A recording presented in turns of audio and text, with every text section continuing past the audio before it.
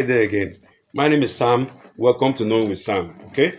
A young lady has just been asked to refund $450, 450,000 naira, which is equivalent to $80. Okay. She collected transport money to go visit a man, and she didn't go. She blocked her number and stopped picking the guy's call. And the guy said, "Return my money." And she said, "No." Now the guy sued her and took her to court. So, young men, listen, come and pay attention. Okay. Quite an interesting topic. There's a lady in Nigeria. Her name is Jennifer. Okay, she met a guy and we got chatting, talking, and the guy said, "Hey, come visit me in my city. How much is the transport?" The guy said 30,000 naira plus snacks on the road, and the guy ran around excited and sent her 30,000 naira, which is about $18. Okay, and the girl collected it, and the guy was excited. Okay, very excited that she's coming. He got ready, and the day she was to come, he called her, said she's coming, and next time he kept calling her. She wasn't picking her call. So I want to ask, and he kept calling, he kept calling, he kept calling. At the time, she blocked his number and stopped picking his call. But for some reason, give and take, and the guy got to her, and they tracked her down, got her arrested, and took her to court. And this is the interesting part that I'm trying to debate. It's not even the other issue of not bringing the money. The judge fined her 450,000 naira, which is an equivalent of $280. Okay, listen, he gave her $18 to come to his place, and she scammed. Let me use the word scammed, or took it and said to hell. And when they went to court, he was charged to pay back $280. That's 15 times the cost of the money he gave her. Okay, ladies and gentlemen, what do you think of this? Is this justice, or you think it was wrong for what they went, or did the court go too far to refund Mr. Emmanuel the equivalent of $280 when what he gave before?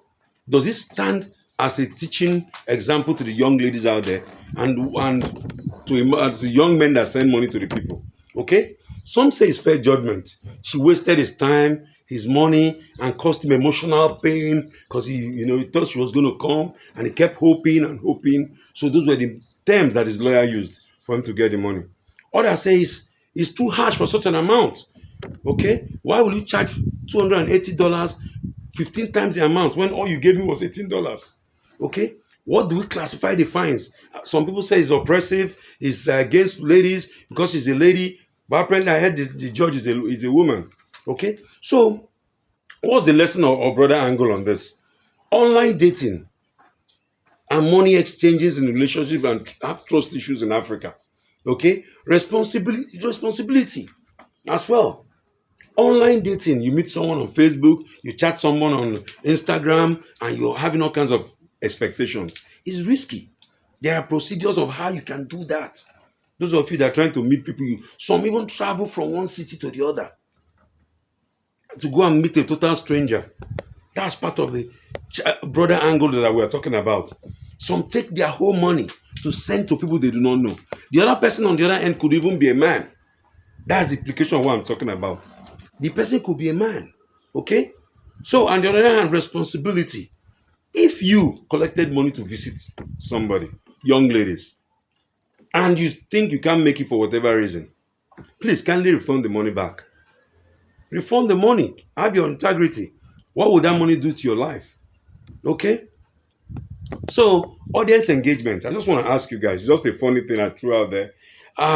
Was the fine of the $280, which is 450,000 naira, good justice, or was too harsh for the young lady?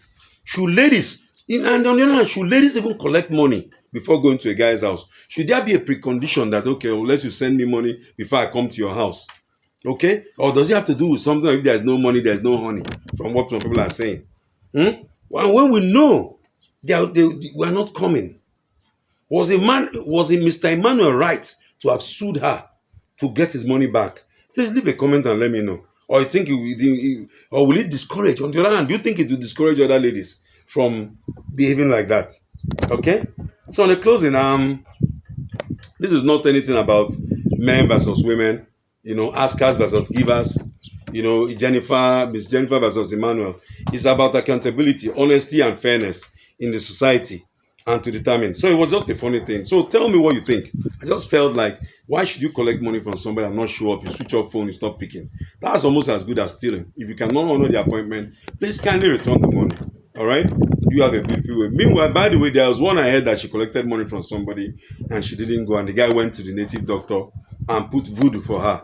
And there was so many good bumps and injury all over the girl's body. And the native doctor told her there was somebody she collected money from that she didn't honor the agreement. So, young ladies out there, please, if you're going to go to a person's place, I think the man will even respect you more. Okay? Like say, hey, don't send me any money. Let me come there. And he wouldn't want to take advantage. Because when a man gives you money before you come or anything, he assume he owns you. He start having a lot of expectations of intimacy or whatever you to do his bidding. So go with your own money. Okay? Go there. If you don't like the person, you enter a car and leave. All right? Otherwise, don't bother to go. My name is Samuel. Just wanted to talk about a lighter topic. Stay blessed. Thank you.